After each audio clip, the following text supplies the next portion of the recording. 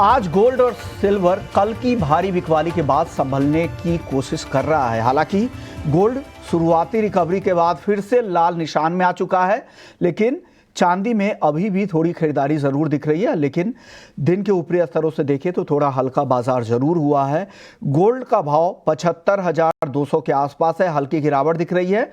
चांदी 88,000 के आसपास है, लेकिन कल 4 साल में सबसे बड़ी इंट्राडे गिरावट दिखी। 2500 रुपए तक दाम एक दिन में गोल्ड के कम हो गए थे। लेकिन क्या अब यहां से रिकवरी की उम्मीद करें या भाव और भी नीचे जा सकते हैं? क्या वजह थी कि बाजार इतना कम हो गया, बाजार का भाव इतना कम हो गया? क्या और भी गिरावट आएगी? कब खरीदना है आपको? तमाम मुद्दे पे आज चर्चा करेंगे। मैं हूं विश्व मोहन और हमारे साथ 3 मेहमान हैं जो आज आपको मदद करने वाले हैं कि आपको सोने और चांदी में क्या करना है। भाविक पटेल है हमारे साथ ट्रेडबल सिक्योरिटीज से, अजय केडिया हैं, एमडी हैं और रिसर्च हेड है केडिया कमोडिटी से, और साथ ही मनोज झा हैं, कामाख्या ज्वेल्स के एमडी हैं। आप तीनों मेहमानों का बहुत बहुत शुक्रिया। मनोज जी, कल की गिरावट काफी तेज गिरावट थी, स्टीप गिरावट थी, किसी को लग भी नहीं रहा था। पिछले हफ्ते 6% की तेजी दिखी, इस हफ्ते पहले ही कारोबारी दिन में 2500 रुपए तक की गिरावट। क्या वजह आप मानते हैं? क्या नए ट्रेजरी सेक्रेटरी, जिसे यूएस के फाइनेंस मिनिस्टर भी कहते हैं, उनके नाम का ऐलान, या फिर ट्रंप के जो टैरिफ को लेकर जो घोषणा हुई है, और या फिर सीज फायर? क्या देख रहे हैं, क्या वजह थी? और ये जो गिरावट है क्या और भी बढ़ेगी, और भी भाव आगे कम हो सकते हैं? विश्व मोहन जी, देखिए, पहले आपको ये समझना पड़ेगा कि ये 2024 में जो गोल्ड के रेट्स इतने ज्यादा बढ़े, वो क्यों बढ़े। वो सबसे पहला रीजन था कि जो अगले साल, मतलब या 2024 के लास्ट में और 2025 में जो फेड के इंटरेस्ट रेट हैं वो काफी कम होने वाले थे। उसकी कटौती में जो है एग्रेसिव कटौती होने वाली थी। ये इसकी एक पूरी संभावनाएं बन रही थी, वो एक बहुत बड़ा रीजन था। दूसरा रीजन ये था गोल्ड ऊपर जाने का कि एक यूएस और यूक्रेन के का जो मामला था वो ठंडा नहीं हो रहा था, वो दिनों दिन बढ़ता ही जा रहा था और लंबा खिंचता जा रहा था। दूसरी तरफ नया जियोपॉलिटिकल टेंशन एक इजराइल में आ गई थी, वहां पे भी बढ़ता जा रहा था। और तीसरी जो बात है वो यूएस में जो है जो नेशनल डेफिसिट है उसका और जो कर्ज है वो बढ़ता चला जा रहा था। तो ये तीन चीजें जो जो तीनों चिंता की विषय थी, जिसके वजह से गोल्ड में काफी अच्छा प्रीमियम आपको प्राइस में दिख रहा था और ये करीब करीब $2800 के आसपास पहुंच रहा था।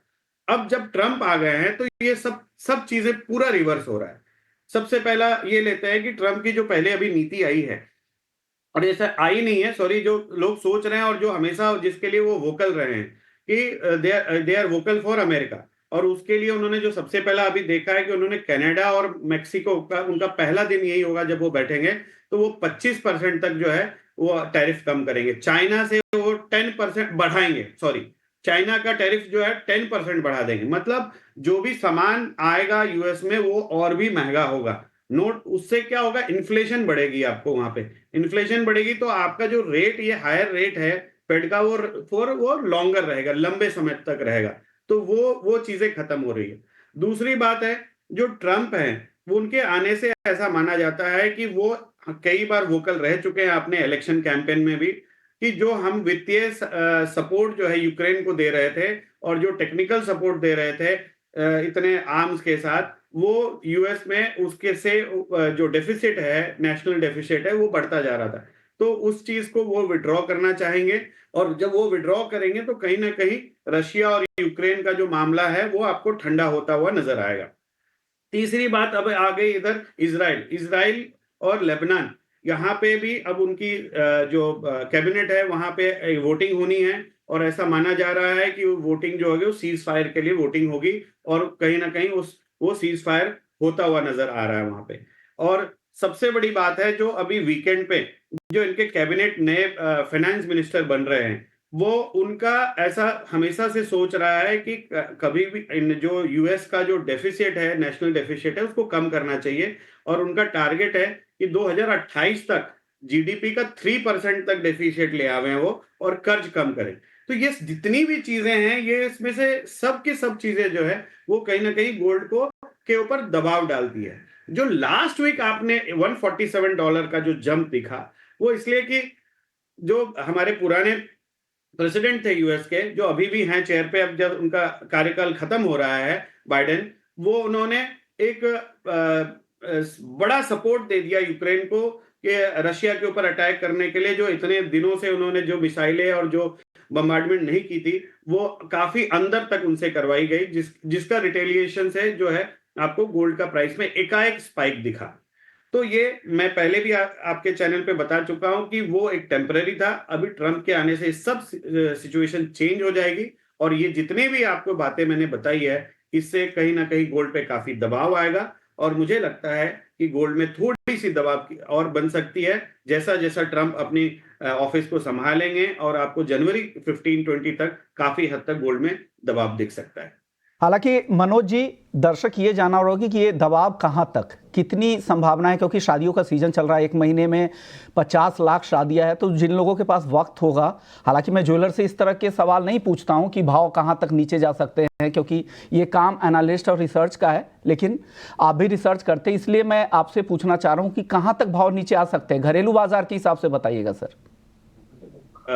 अभी लास्ट वीक ही आप ये प्रेडिक्ट नहीं कर सकते थे कि $147 सीधा सीधा ऊपर चला जाएगा।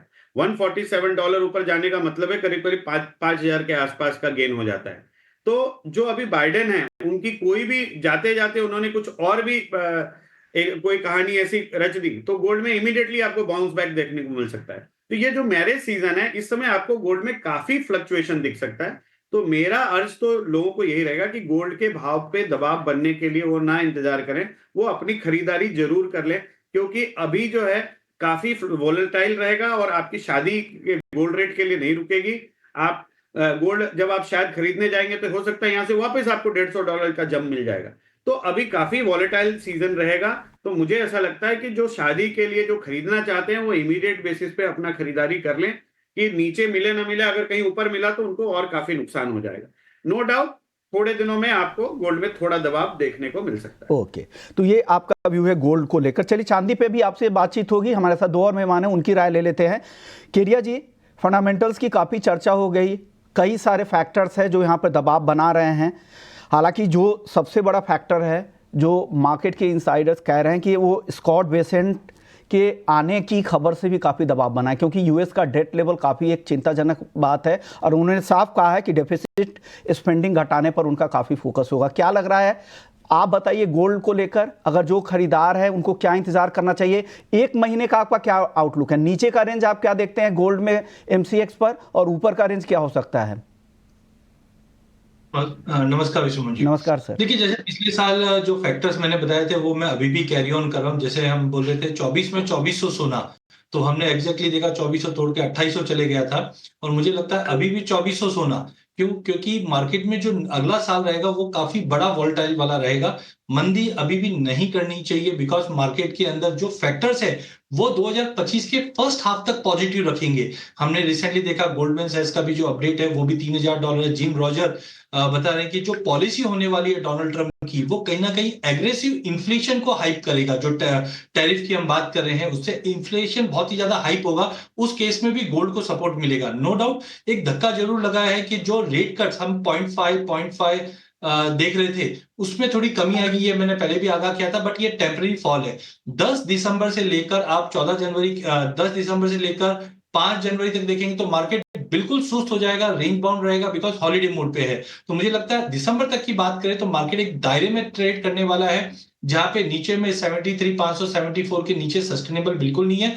बट ये ध्यान रखिए, जियोपॉलिटिकल फ्रंट पे रशिया यूक्रेन के बीच में दिसंबर में कुछ रिवल्स होने हैं। अगर वहां पे कोई प्रॉपर अपडेट नहीं आया तो ये स्पाइक कर सकता है, जो ऊपर में 2780 तक का लेवल दिख रहा है। वहीं डोमेस्टिक मार्केट में रुपए में हमने देखा इंटरवेंशन कंटिन्यू जारी है आरबीआई का, बट यहाँ पे भी मुझे लगता है कि डॉलर में जो अभी रिकवरी आई है, रुपए में और गिरावट बढ़ेगी, जो कहीं ना कहीं 84 बियॉन्ड भी कंटिन्यू सस्टेन नहीं करेगा। 84, 70, 80 ये भी डोमेस्टिक मार्केट को सपोर्ट करके चलेगा। तो डोमेस्टिक मार्केट में दिसंबर तक की अगर मैं बात करता हूं तो मुझे लगता है हायर साइड पे 78,000 तक का लेवल है। बट अभी भी मेरा मानना है कि फर्स्ट हाफ 2025 में 85,000 गोल्ड हायर साइड पे डोमेस्टिक मार्केट में दिखेगा, जबकि इंटरनेशनल में करीबन $3,000 का लेवल दिखाने के बाद एक कलेक्टिव डीप ले सकता है।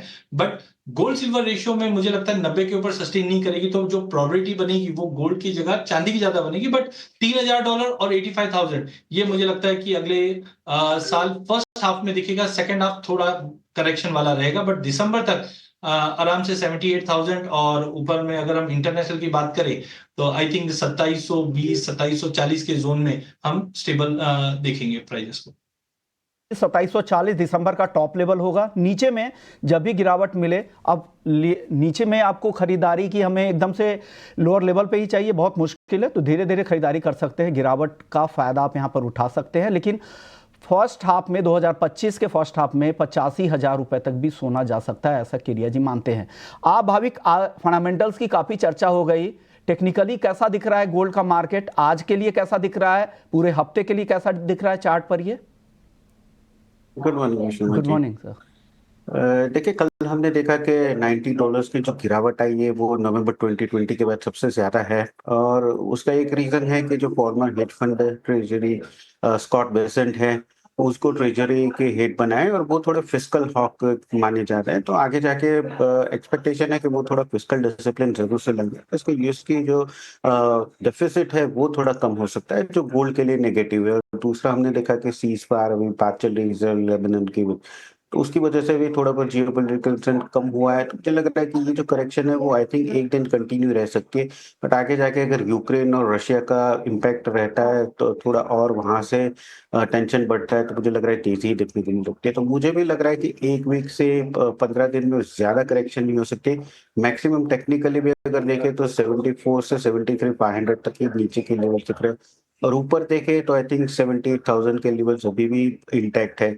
टेक्निकली अभी भी मेजर करेक्शन 73,000 के नीचे ही लग रहा है, बट इंट्राडे जरूर से मुझे लग रहा है कि एक बार सेल ऑन राइज की रणनीति रखनी चाहिए, जहां पे 75,500 के बीच से अगर आता है तो 75,000 के टारगेट के लिए शॉर्ट कर सकते हैं, और स्टॉप लॉस रहेगा 75,850 का।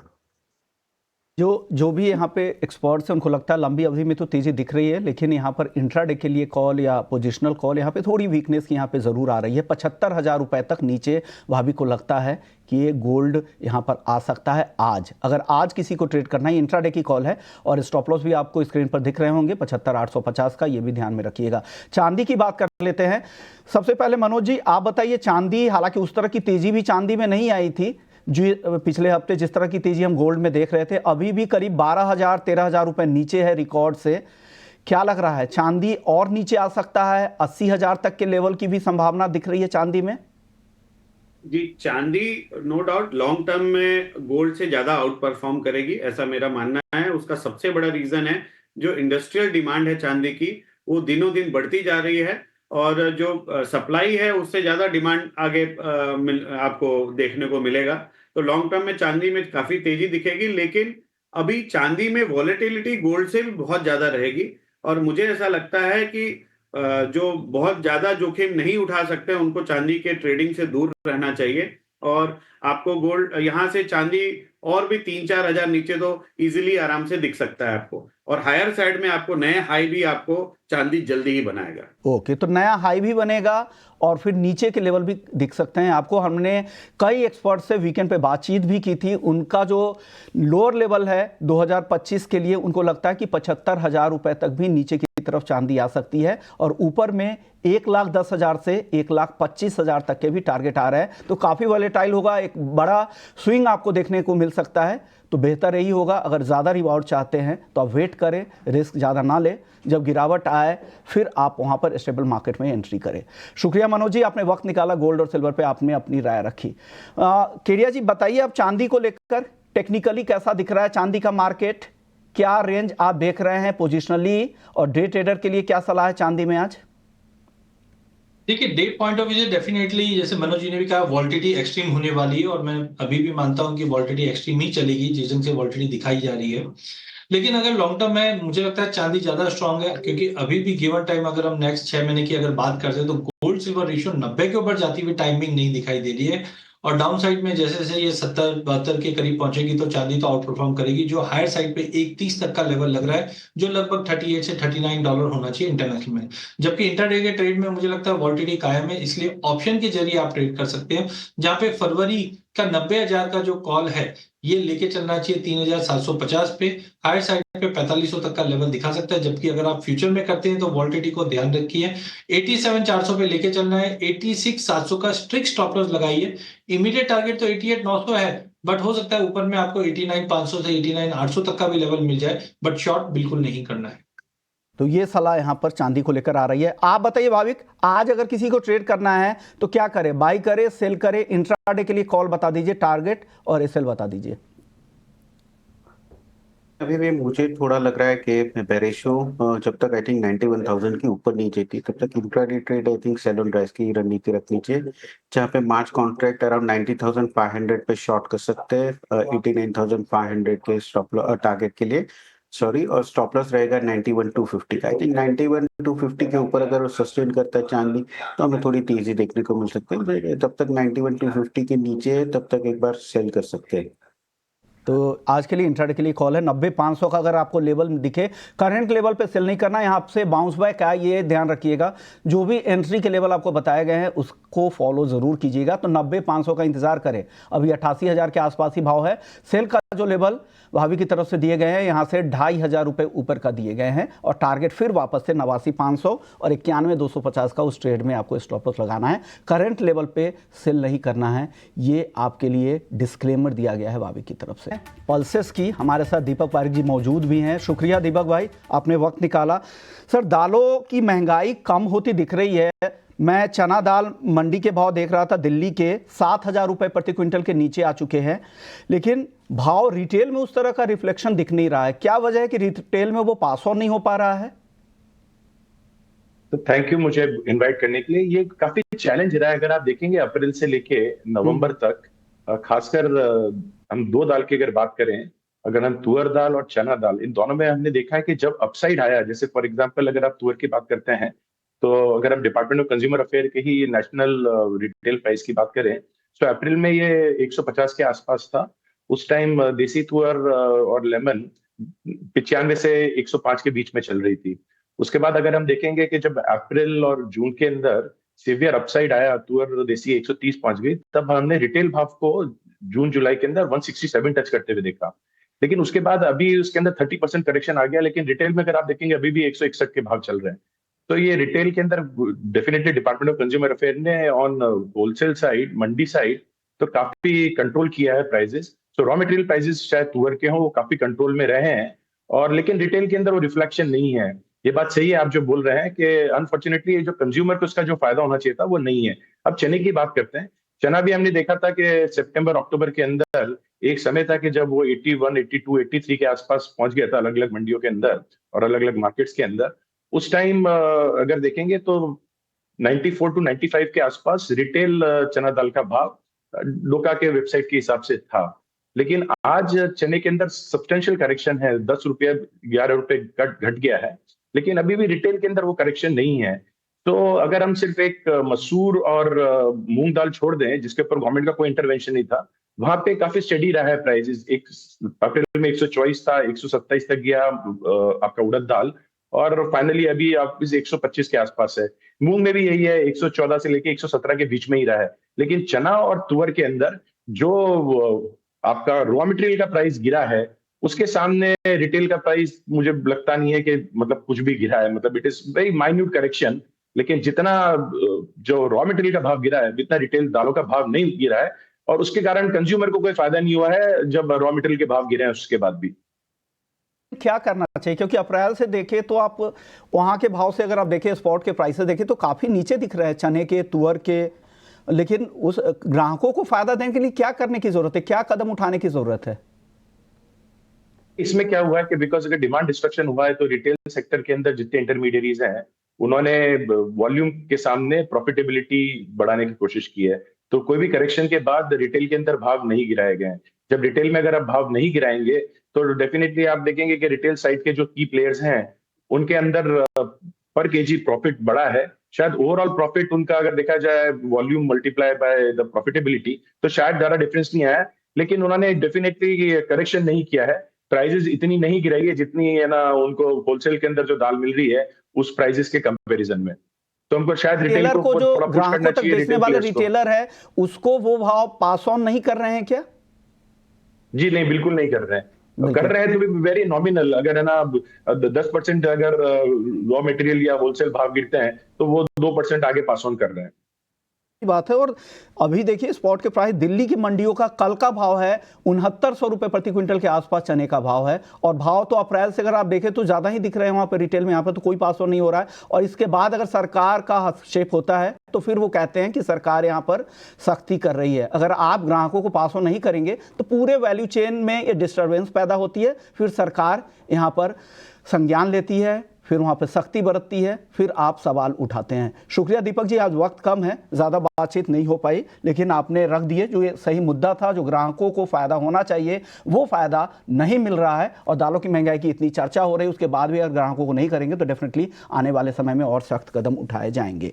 चलिए अब कुछ और वायदा बाजार की एग्री मार्केट में बातचीत कर लेते हैं। केडिया जी, वक्त बहुत कम है, मसालों पर व्यू दीजिए। हल्दी, जीरा और धनिया तीनों में 30 सेकेंड पे 10-10 सेकेंड में सर बता दीजिए प्लीज़। मसालों के अंदर मुझे लगता है कि धनिया काफी प्रेवलेंट है मार्केट में, जिनसे स्विंग में ड्रॉप है वो एक बड़ा कारण था। एक प्रॉफिट बुकिंग जरूर दिखी, इसलिए बाय ऑन ड्रॉप रखिए। 7850 में लेंगे, 7750 का स्टॉप लॉस लगाएंगे, 8050 का टारगेट रहेगा। जीरे के अंदर भी 24900 पे लेके चलिए, 24600 का स्टॉप लॉस लगाइए, 25400 का टारगेट रहेगा। कल की बड़ी गिरावट के बाद हल्दी में वापस बाइंग लौटती हुई दिखाई देगी, 13800 में लीजिए, 13500 का स्टॉप लॉस लगाइए, 14300 तक का लेवल मिलता हुआ दिखाई देगा। फिजिकल डिमांड इंप्रूव होते हुए दिखाई देगी। लग रहा है कि फिजिकल डिमांड यहाँ पे इंप्रूव हो रही है और तीनों में खरीदारी की राय है।